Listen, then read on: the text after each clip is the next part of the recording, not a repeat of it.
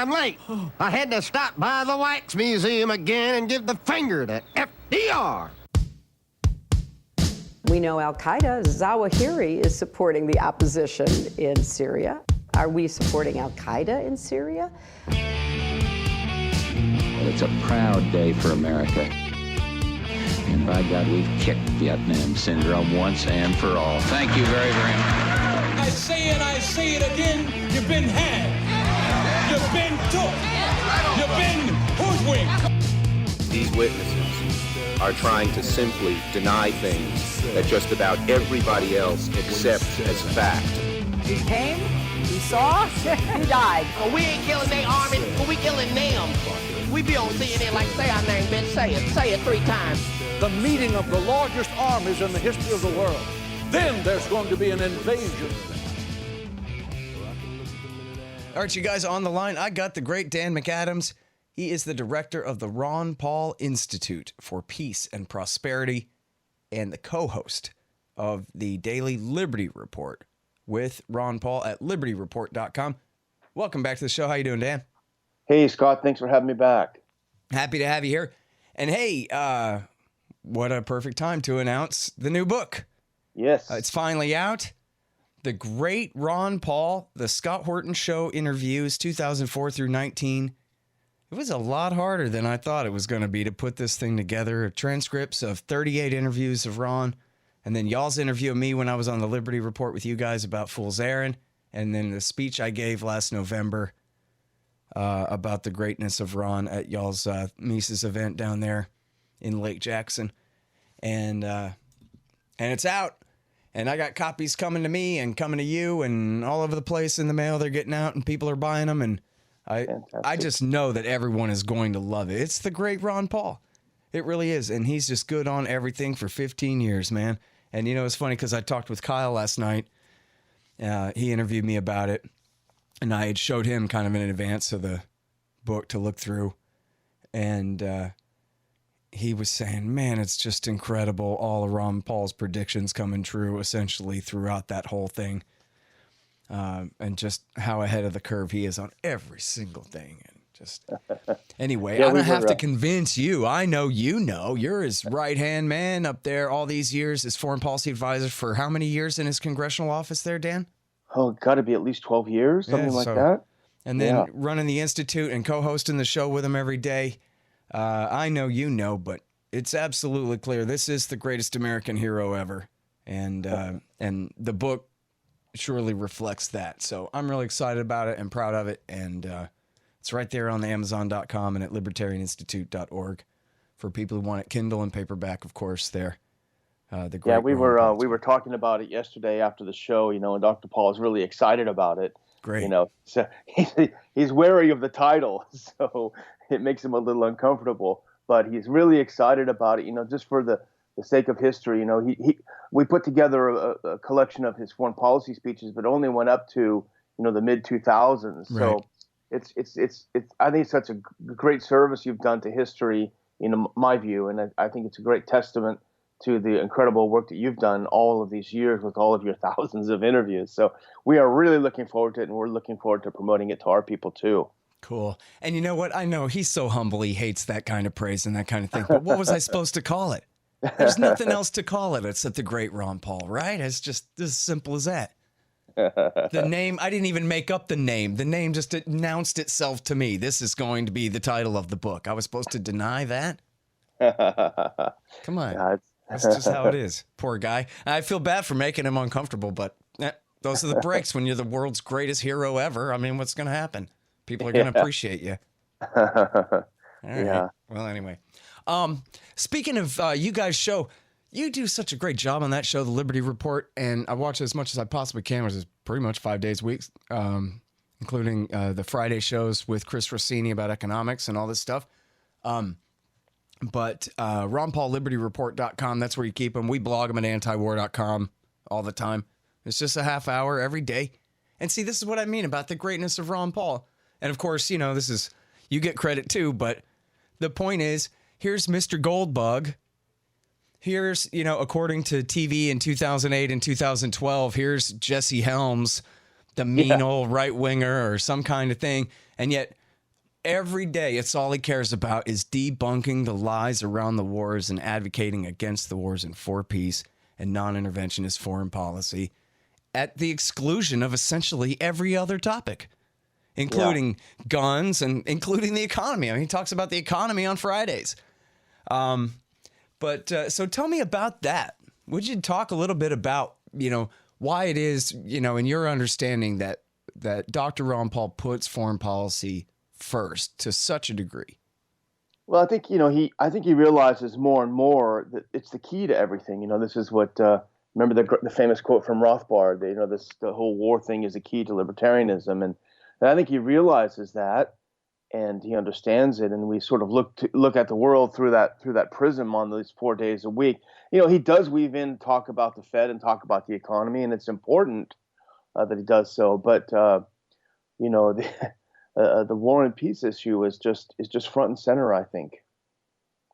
Yeah. Well, and, that one day that you guys interviewed me, I got to sort of sit there and watch you guys prepare for the show. You kind of recorded a show before you recorded mine. And so we got to sit there and watch how you guys do it and, talking about what are we going to talk about today and all that, and going in there and doing it. And it was a great little behind the scenes thing. I should have whipped out my iPhone and made a little documentary for everybody about it. Yeah, the thing is, really cool to see, though. Yeah, it's the thing is, he doesn't need to do this. He's been there, he's done that, he's put in his time. It's just pure passion on his part, and he drags himself out there. And there are days when there's not a lot of great topics out there, but the one thing that people may not realize is how hard he works on each show, and I do too, of course, but it takes, and this, Scott, too.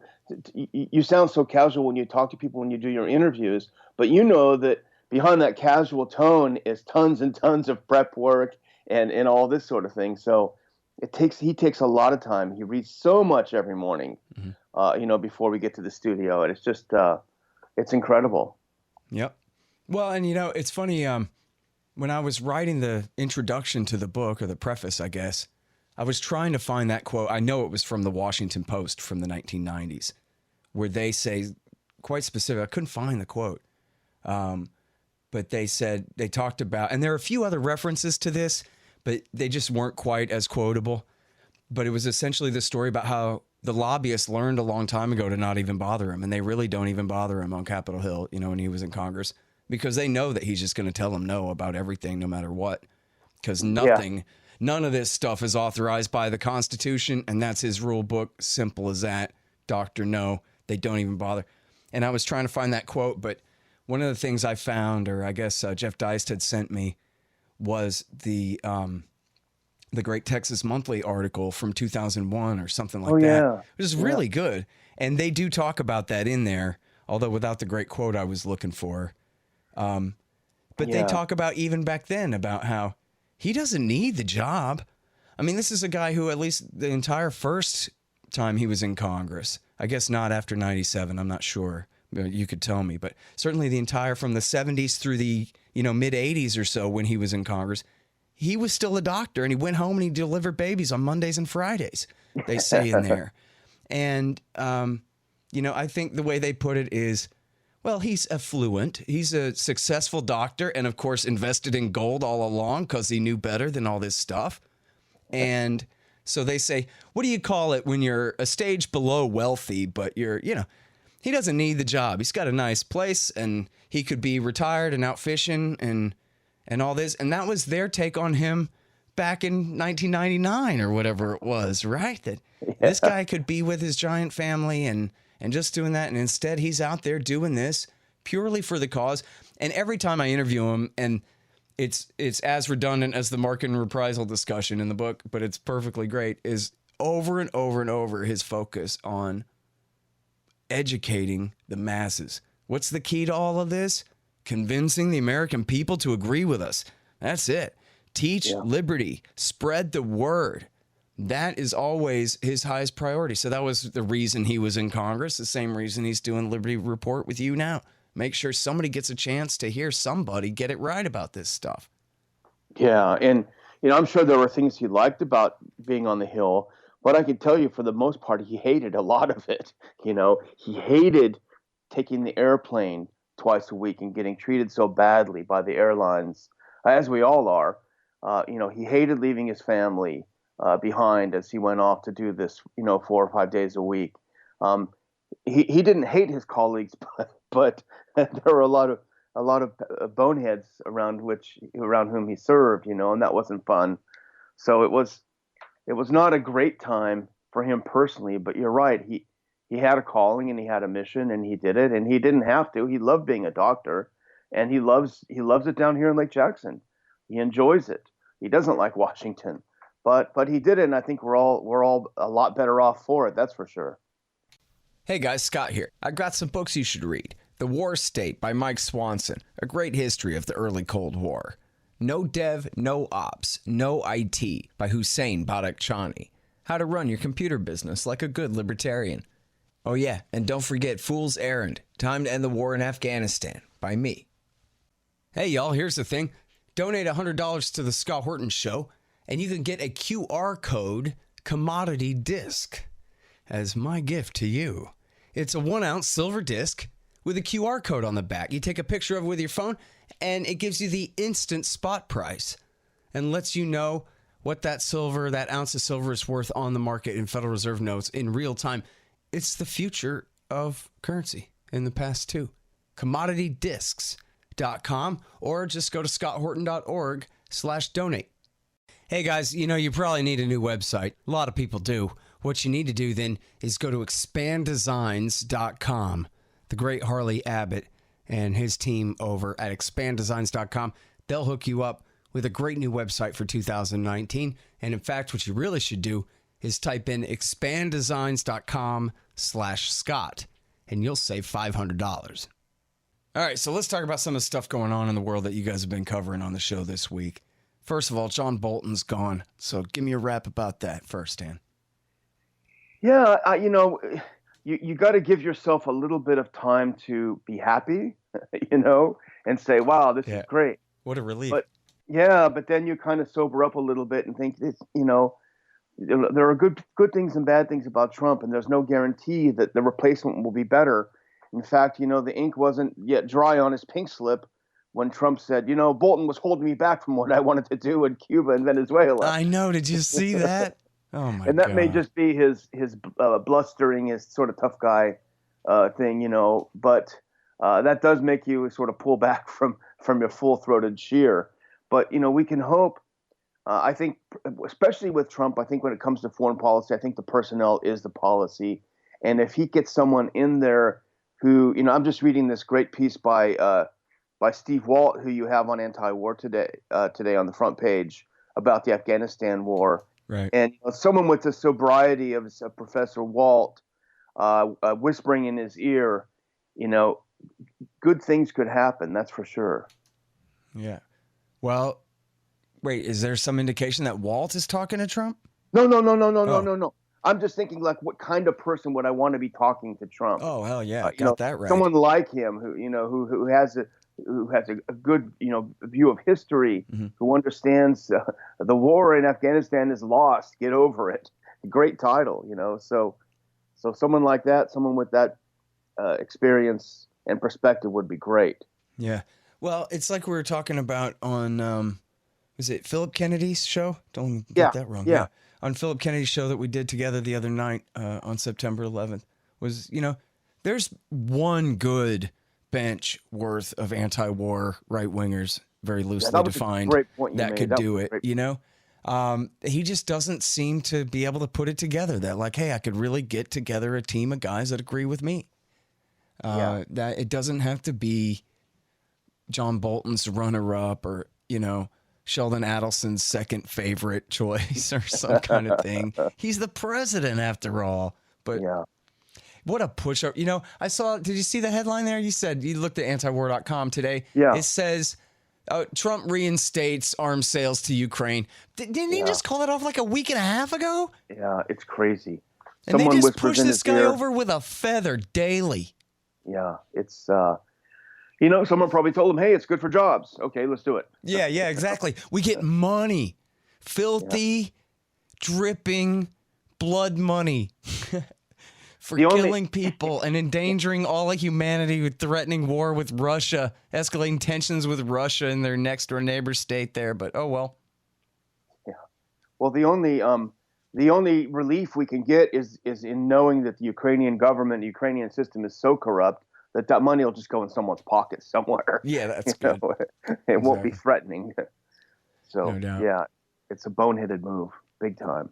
Yeah, man. So, now let's talk about Iran, because, one of the leaks was, I guess the obvious narrative was that he had talked Trump out of that meeting at Camp David, but that whole thing sounded crazy anyway. I'm not sure I believe that was even really a thing until, Yeah.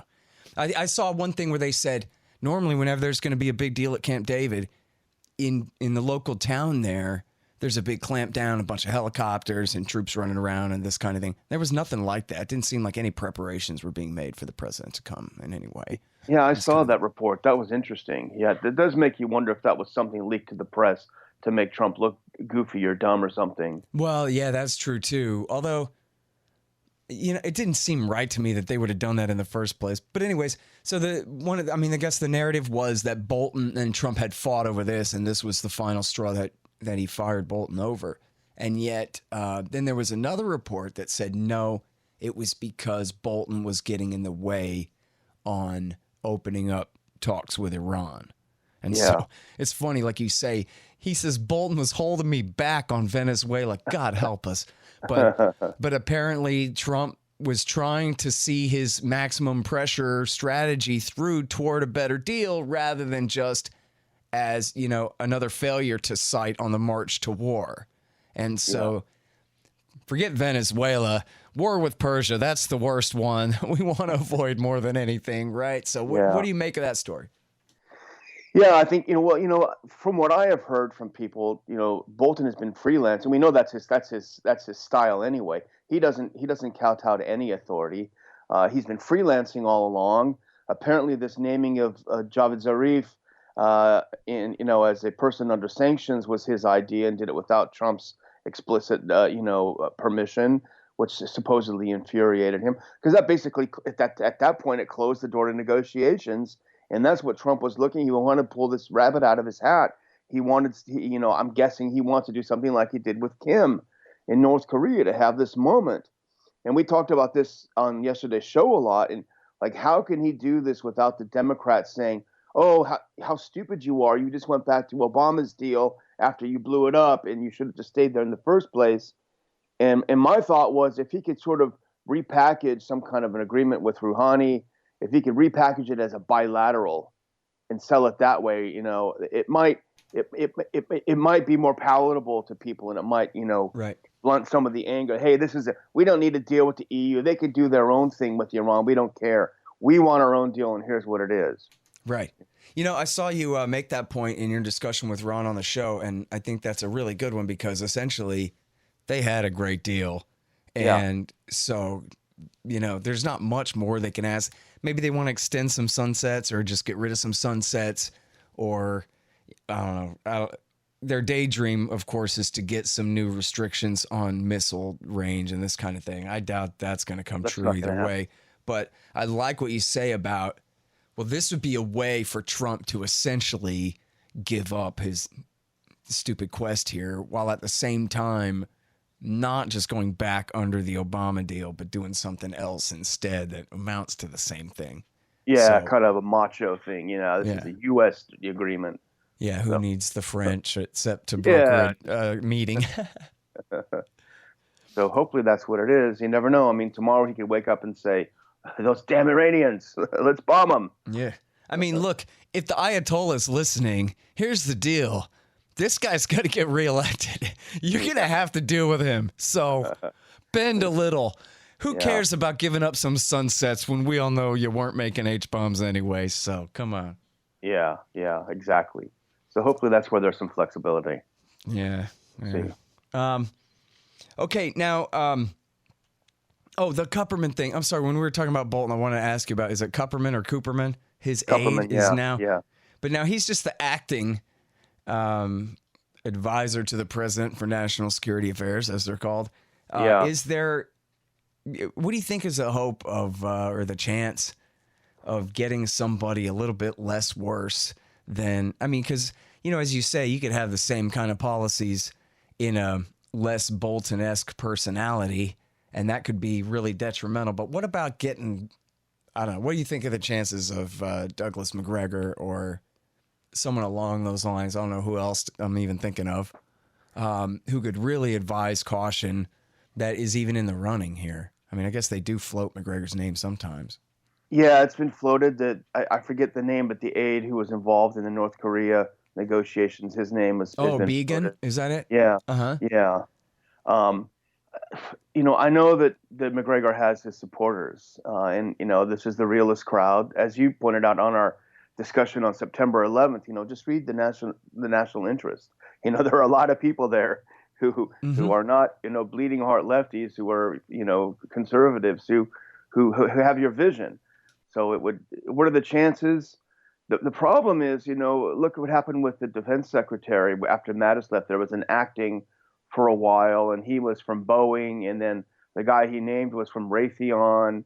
And so there's this kind of tendency of just kind of bending over and letting the military industrial complex take everything over. Cooperman, you know, of course, was an executive in the war machine industry. So there's a danger of that sort of thing too. But I think a Cooperman, I don't know him personally, but I'm familiar with his background. In a way, could be more dangerous than a Bolton, because he's just sort of a mild-mannered bureaucrat with very, very dangerous views. Yeah. Well, personality has so much to do with it, and it seems like the worst case would be someone kind of right in the middle of these two. I'm not so much concerned about having a real weak guy in there, sort of like the last couple secretaries of defense. They're not really, I mean, it's not them saying it's fine to just hire a bunch of guys from Raytheon, but you know, they apparently don't have that much stature and influence. Compare them to Mattis or Gates or Rumsfeld or somebody like that, who is a boss, you know, in their own realm.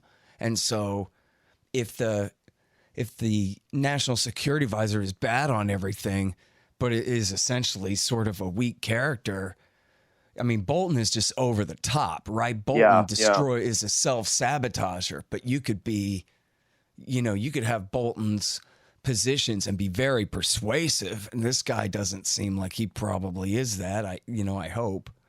I think the Boltons of D.C. are ideological.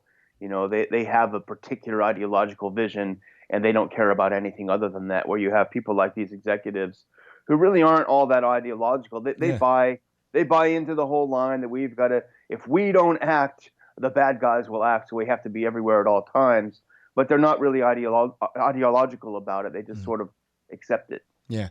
And the character, and I don't just mean like good or bad, but I mean the character like in the TV character sense, the whole character of the person really matters a lot. Like you think about a guy like Paul Wolfowitz, for whatever exact position he's in, he's a guy who can command the room. You know what I mean? He's not the kind of guy who, you know, not in all circumstances, but in his pond, he can be a very big fish and can speak in a very authoritative way and make people believe that he must be right about the crazy thing that he thinks and that kind of thing. And so, like you're saying, yeah, these business executive types, maybe in their realm, or lobbyists, in their realm, they might be fine, but up here, and of course, that just means it's almost like Nouri al-Maliki is his own Secretary of the Interior and his own defense minister and all of these things, where Trump is actually serving all his own cabinet positions because he has all these very weak guys in there.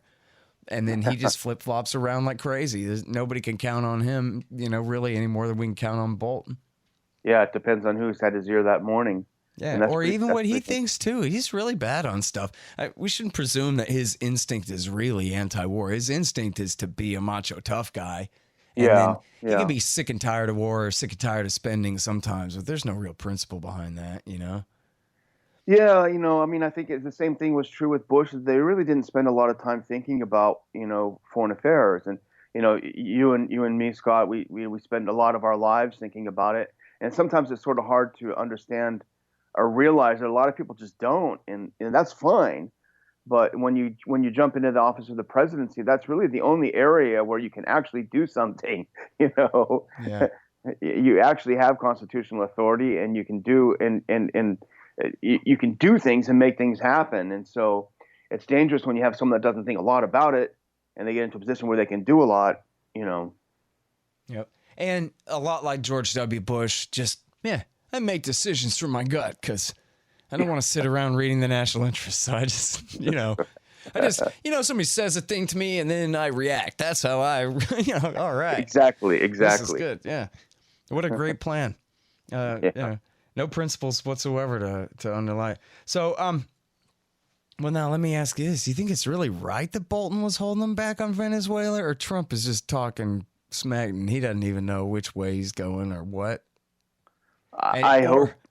Things could get really bad there if America really intervened more than we've already failed to, I hope he's just talking smack because, what are they going to do now? The only thing they can do now to Venezuela is to hurt more civilians, because the whole Guaido thing has been exposed as a real joke. The guy never had any authority, never had any abilities. The chance of them incubating someone out of that ferment who can take over and be the figurehead is virtually zero. So what the hell are they going to do in Venezuela? He's going to go in there and invade? It's nuts. So if it's not bluster, then what is his plan? Yeah. He has no room for action. Even Pompeo, I don't know if this was deliberately leaked or not, but Pompeo was caught on tape saying, the problem in Venezuela is among the opposition. If we got rid of Maduro tomorrow, we'd have 20 different guys claiming to be his successor. Exactly. So, exactly. Yeah, I heard that, yeah. Yeah. There's, that just says it all right there. Dude. 20 different guys that can't get their act together to share power in the future from here on out. If we're going to hand them a coup, nope. They're still going to fight about it down to the last man. Yeah. No coup for you then. I don't know.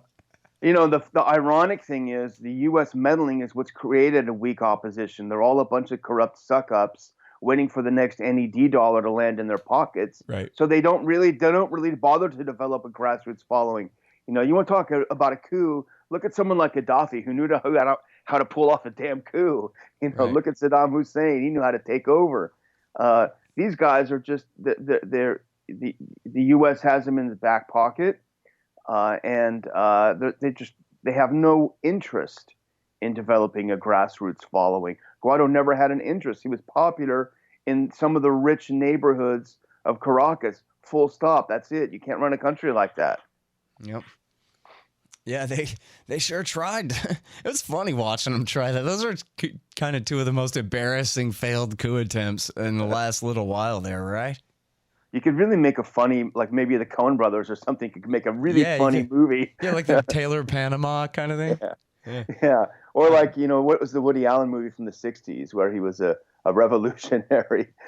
I only saw one clip of that where I never watched the Woody Allen movie, I don't think, but he's in the back of the plane and they're going, it's the guerrillas versus the right-wing fascist government. And he goes, which side are we on? They're like in the back of the C-130 or what down, or transport plane going down there, infantry. Like, which side are we on? We're on both sides. CIA wants to be real sure this time. Yeah, it's great. Bananas is the name. Yeah, that was. You can make a good film of the Guaido thing. It's maybe I should actually watch a Woody Allen film for the first time in my life. Well, that's when he was. Yeah, the 60s he did a lot of interesting social critique films. But anyway, I was just too young, man. Anyways, well, thanks, Dan, very much for joining me back on the show again. Well, thanks very much, Scott, and we'll get busy promoting that book. Oh yeah, let's do that. I got a giant box of them on its way to you right now. All right, y'all, that's the great Dan McAdams. He's at the Ron Paul Institute, ronpaulinstitute.com, and co-host of the Liberty Report. Of course, you can find it on YouTube and at libertyreport.com. All right, y'all, thanks. Find me at libertarianinstitute.org, at scotthorton.org, antiwar.com, and reddit.com/Scott Horton Show. Oh, yeah, and read my book, Fool's Errand, Time to End the War in Afghanistan, at foolserrand.us.